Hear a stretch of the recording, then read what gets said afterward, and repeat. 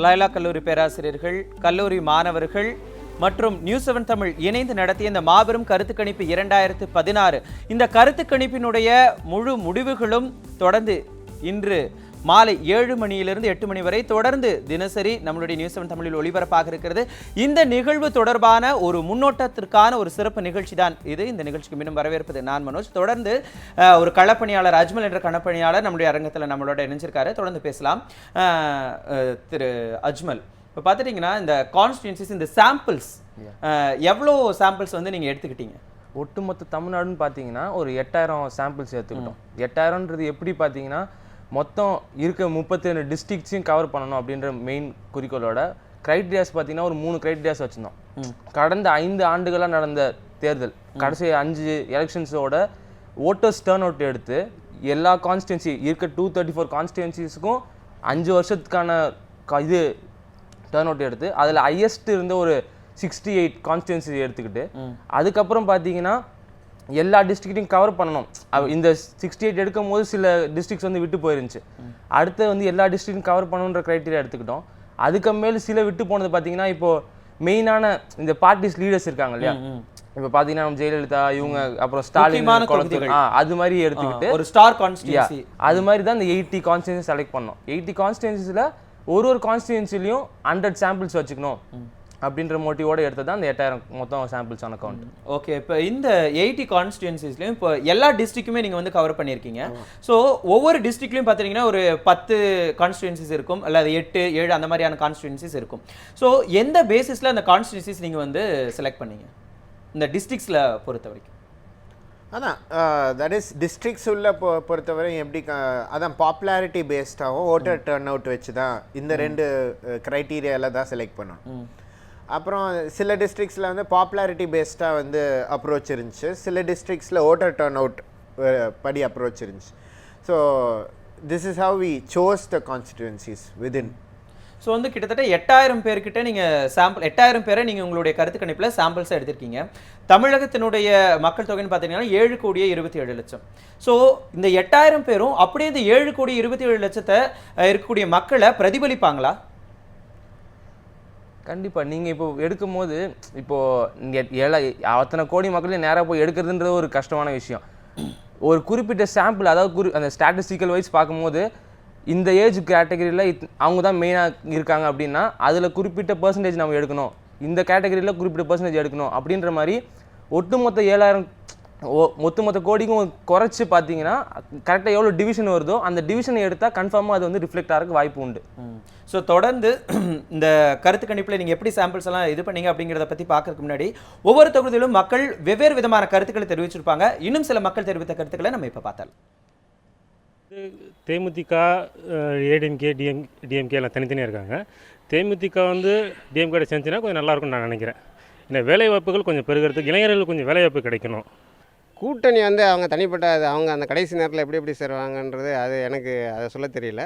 ஆனால் இந்த 2 பெரிய கட்சி இல்லாமல் 3வது ஒரு அணி வந்தால் ஒரு மாற்றம் தமிழகத்தில் எதிர்பார்க்கலான்னு நான் நினைக்கிறேன். என்னுடைய கருத்து இது. திமுகவோட தேமுதிக கூட்டணி வச்சா நல்லாயிருக்கும். அதைத்தான் எல்லோரும் விரும்புகிறா, மக்களும் விரும்புகிற மாற்றுக் கட்சி அமையணும் அப்படிங்கிற ஒரு விருப்பம் தான். திமுகவோட வந்து விஜயகாந்த் அணி தேமுதிக வந்து இணைஞ்சிச்சுன்னு சொன்னால் பாட்டாளி மக்கள் கட்சி அதிமுகவோட இணைகிறதுக்கான வாய்ப்புகள் நிறையா இருக்குது. அதே பாட்டாளி மக்கள் கட்சி இணையும் போது பாரதிய ஜனதாவும் அதிமுக கூட இணைகிறதுக்கான வாய்ப்புகள் இருக்குது. அதனால் 4 முனை போட்டியில் வந்து அதிமுக ஜெயிக்கிறதுக்கான வாய்ப்புகள் நிறையா இருக்குது. எதிர்கட்சியில் ஆகிய தேமுதிக இந்த 4 கூட்டணி இருக்குல்ல, மக்கள் முன்னணி கூட்டணி, அதுவும் பாட்டாளி மக்கள் கட்சியும் ஒரே அணியாக வந்து ஒரு இந்த தேர்தலை 2016 தேர்தலை சந்தித்தா ஒரு மக்களிடத்தில் ஒரு விழிப்புணர்ச்சி வரும். விழிப்புணர்ச்சி வரும்போது ஆட்சி மாற்றங்கள் உண்டாகும். ஆட்சி மாற்றங்கள் வந்தால் தமிழ்நாடுக்கு ஒரு முன் உதாரணமாக ஒரு மாநிலமாக வர்றதுக்கு ஒரு சான்ஸ் இருக்குது. அதாவது இன்றைக்கி மாநிலத்தில் ஏகப்பட்ட பிரச்சனைகள் இருக்குது. அந்த பிரச்சனைகள் அடிப்படையில் பிரச்சனையை தீர்க்கணும் அப்படின்னு சொன்னால் மக்கள் நல கூட்டணியை வந்து பலப்படுத்தணும். அந்த அடிப்படையில் தேமுதிக, தமிழ் மாநில காங்கிரஸ் போன்ற அமைப்புகளை இணைஞ்சு செயல்பட்டால் ஒரு மாற்றத்தை உருவாக்க முடியும் என்ற நம்பிக்கை. அப்போ வந்து தமிழ்நாட்டில் வந்து 5 வருஷம் அம்மா ஆச்சு, 5 வருஷம் கலைஞர் ஆட்சி தான். அடுத்தது வந்து கலைஞர் ஆட்சி வந்தால் நல்லாயிருக்கும். 5 வருஷம் கலைஞர் ஆட்சி வந்தால் நல்லாயிருக்கும். ஆனால் வந்து விஜயகாந்த் கூட்டணி இருந்தால் கண்டிப்பாக வந்து டிஎம்கே ஜெயிக்கிறதுக்கு வாய்ப்பு இருக்குது. இப்போ இருக்கிற காலகட்டத்தின்படி இப்போ புதுசாக ஆரம்பிச்சிருக்கிற மக்கள் நல கூட்டணி, இப்போ ஆளுங்கட்சியாக இருக்கக்கூடிய ஏடிஎம்கே கூட அலைன்ஸ் வச்சு இது ஆட்சிக்கு வந்தாக்கா எதிர்காலத்தில் தமிழகம் ரொம்ப சிறப்பாக இருக்குன்றது என்னோட கருத்துங்க சார். ஏடிஎம்கே 25% கண்டிப்பாக கூட்டணி வந்து காங்கிரஸ் டிஎம்கே தான் செய்யணும். கூட்டணிக்கு வந்துங்க அதிமுக, சமத்துவ மக்கள் கட்சி, தனியரசு, பழைய இந்த முஸ்லீம் எல்லா அவங்களும் கூட்டணி அப்படியே அந்த கூட்டணி அப்படியே இருக்கும். அவங்களுக்கு தான் இப்போதைக்கு வந்து சொல்ல மாதிரி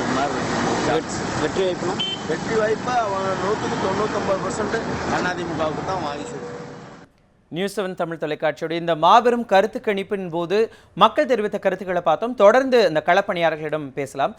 இப்போ பார்த்துட்டிங்கன்னா நம்மளுடைய இந்த தமிழகத்தை அர்பன் அண்ட் ரூரல் அப்படின்னு சொல்லி 2 வகையாக பிரிக்கலாம். அர்பனில் இருக்கக்கூடிய, அதாவது கிராமப்புற மக்களாகட்டும் நகர்ப்புற மக்களாகட்டும், 2 பேருமே பல விஷயங்களில் வந்து வேறுபாடுகள் இருக்கும்.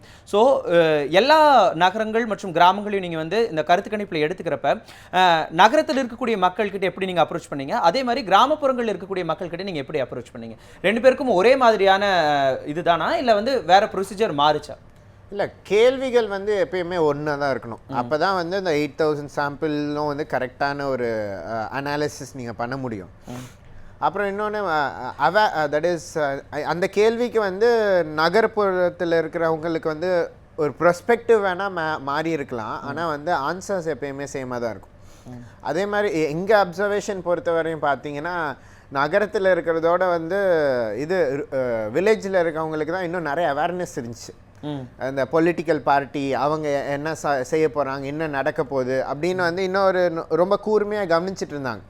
இங்கே நகரத்தில் இருக்கிறவங்க வந்து சும்மா ஃப்ரீபீஸ் வந்து என்ன கேட்டிங்கன்னா, இனிமேல் வந்து ஃப்ரிட்ஜு கொடுக்க சொல்லுங்கள், அது இன்னும் ஒரு நெக்ஸ்ட் லெவலுக்கு போகலாம், கிரைண்டர் மிக்சிலாம் வீட்டில் இருக்குது, அந்த லெவலில் தான் இருக்கு. இந்த மாதிரியான பதில்கள் விளையாட்டுக்கு வந்ததா இல்லை நிஜமாலுமே சீரியஸாகவே அவங்க சொன்னாங்களா? இது பேசிக்காக வந்து college students are going and talking to them.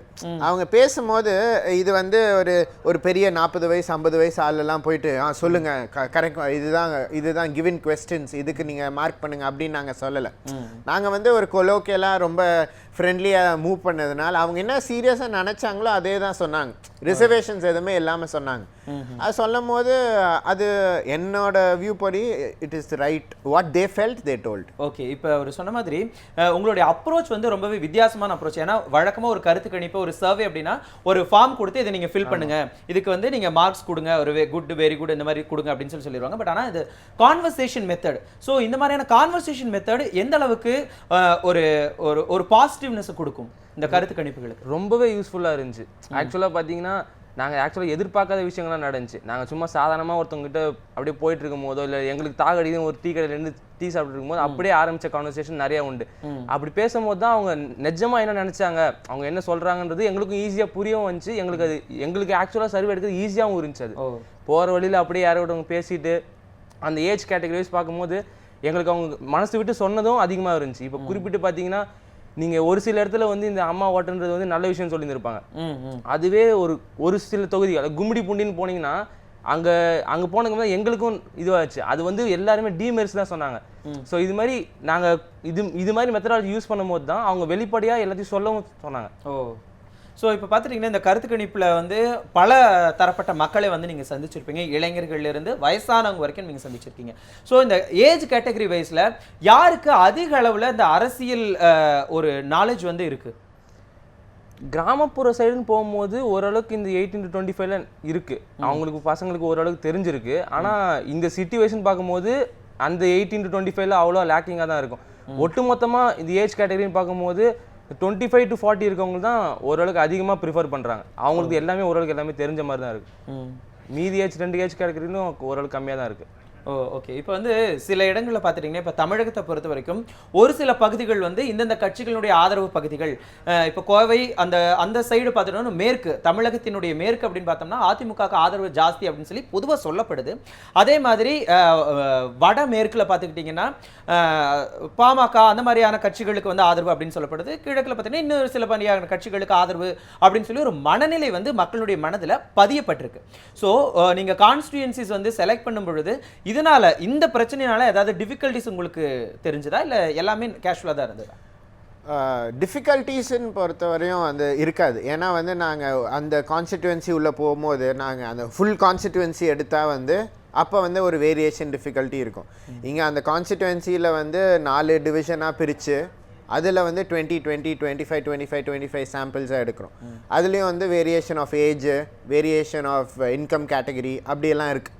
So அதனால வந்து இது ரொம்ப சுமூகமாக முடிஞ்சிருச்சு. ஏன்னா இது செலக்டிவ் சாம்பிளிங்னு சொல்லுவாங்க. ஸோ அதனால வந்து வி டிஃபைன்ட் ஏஜ் கேட்டகரி 18லேருந்து 25 வந்து 36 பீப்புள் தான் எடுக்கணும் ஒரு கான்ஸ்டிட்யூவன்சி அப்படின்னு வந்து ஒரு ஏஜ் குரூப்பாக எடுத்ததுனால அந்த ஒரு வேரியேஷன் இருந்துச்சு. ஸோ அதனால் இதுவரையும் வந்து we didn't find any problem. சரி, ஓகே. இந்த கருத்து கணிப்பில் மக்கள் தெரிவித்த கருத்துக்கள் என்ன அப்படின்னு சொல்லி இன்னும் பல மக்களுடைய கருத்துக்கள் இருக்குது. அதை இப்போ நம்ம பார்த்தலாம். வந்து ஆட்சி அமைப்புன்றாங்க. ஆனால் ஒவ்வொரு கட்சியும் தனித்தனியாக நிற்கணும். தனித்தனியாக நின்று மக்கள் மத்தியில் எவ்வளோ செல்வாக்கு இருக்குன்னு காமிக்கணும். அப்படி ஒரு நிலைமை வந்தால் தான் வந்து தமிழ்நாடு நல்லா இருக்கும்.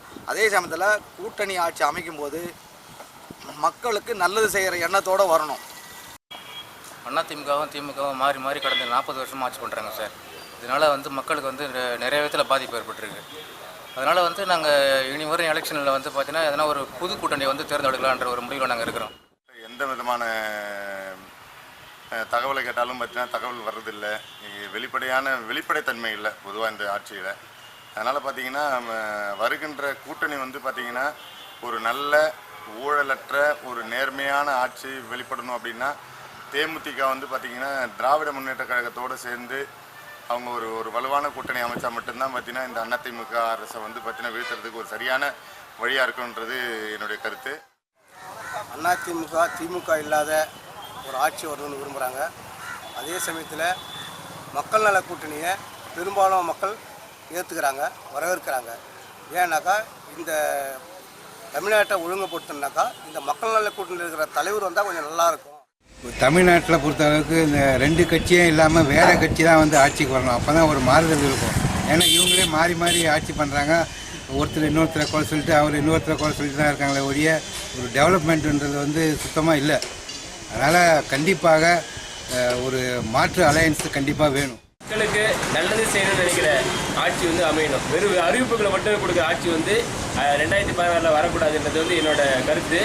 அதுக்கு திமுக வந்து ஜென்ரலாக பீப்புள்ஸ் படி ஈஸியாக ரீச் ஆகிறாங்க. மக்கள் நல கூட்டணி வந்து ஈஸியாக போய் பீப்புளை ரீச் ஆகிறாங்க. ஸோ அந்த மாதிரி ஒரு கூட்டணி அமைஞ்சதுன்னா ரொம்ப நல்லதாக இருக்குன்னு 2016 நான் எதிர்பார்க்குறேன். சட்டமன்ற தேர்தலில் வந்து அதிமுகவுக்கு நான் ஆதரவு தெரிவித்தேன். காரணம் என்னென்னா அதுக்கு முந்தைய ஆட்சியில் வந்துட்டு திமுக செய்த தவறுகள்லாம் வந்து திருத்திக்கணும். அவங்க வந்துட்டு அது திருத்திக்கணுன்ற ஒரே ஒரு காரணத்துக்காக அதிமுக ஆதரவு தெரிவித்தேன். இந்த முறை அதிமுக செய்த தவறுகள் வந்து திருத்திக் கொள்வதற்காக திமுகவுக்கு நான் ஆதரவு தெரிவிக்கிறேன். திமுக ஆட்சி வந்தால் எங்களுக்கு ரொம்ப வந்து பெனிஃபிட்டாக இருக்கும். அதிமுகவோட திமுக ஆட்சி வந்தால் ரொம்ப வந்து எங்களுக்கு பெனிஃபிட். எல்லா விஷயத்துக்கும் ஸ்கிராப்லேருந்து தொழில் முழுக்கலேருந்து எல்லா விஷயத்துக்கும் வந்து திமுக வந்தால் எங்களுக்கு ரொம்ப ஆதரவாக இருக்கும், ரொம்ப பெனிஃபிட்டாக இருக்கும். மக்கள் வந்து அதுதான் விரும்புகிறாங்க. வருகின்ற சட்டமன்ற தேர்தலில் இதுவரைக்கும் தமிழகத்தில் இருந்த கட்சிகள் ஆட்சிகள் எல்லாம் பார்த்ததனால் வருகின்ற சட்டமன்ற தேர்தலில் ஒரு மாற்று சிந்தனையை வைக்கின்ற மாற்று கட்சிகளை வரவேற்பதற்கு தமிழக மக்கள் ஆர்வமுடன் இருக்கிறோம். அதனால் திமுக அதிமுக அற்ற மற்ற கட்சிகளை தேர்தல் களத்தில் சந்திக்கவும் அவர்களோடு பணியாற்றுவதற்கும் இன்றைக்கு தமிழக இளைஞர்கள் விருப்பத்துடன் இருக்கிறார்கள் என்பதை நான் பதிவு செய்கிறேன். டிஎம்கே, தேமுதிக, காங்கிரஸ் இது 3 சேர்ந்து கூட்டணி நிற்கணும். அதேமாரி அங்கே பிஜேபி ஏடிஎம்கேவும் நிற்கும்னு நினைக்கிறேன். இப்படி நின்னா டிஎம்கே கூட்டணிக்கு தான் கொஞ்சம் வெற்றி வாய்ப்பு ஜாஸ்தியாக இருக்குது. ஏடிஎம்கேக்கு வந்து மழை வெள்ளத்தினால கெட்ட பேர் நிறையா வந்திருக்குது.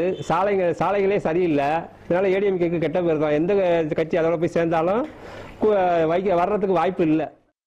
நியூஸ் 7 தமிழினுடைய மாபெரும் கருத்து கணிப்பு 2016 போது நடந்த மக்களினுடைய அந்த கருத்துக்கள் என்ன அப்படிங்கிறத இப்போ நம்ம பார்த்தோம். தொடர்ந்து ஒரு சிறிய இடைவேளைக்கு அப்புறமாக இந்த கருத்து கணிப்பு என்ன மாதிரியான செயல்முறைகள் நடைபெற்றது அப்படின்னு சொல்லி நம்ம களப்பணியாளர்களிடம் தொடர்ந்து பேசலாம். இது மாபெரும் கருத்து கணிப்பு 2016 ஒரு சிறப்பு முன்னோட்டம்.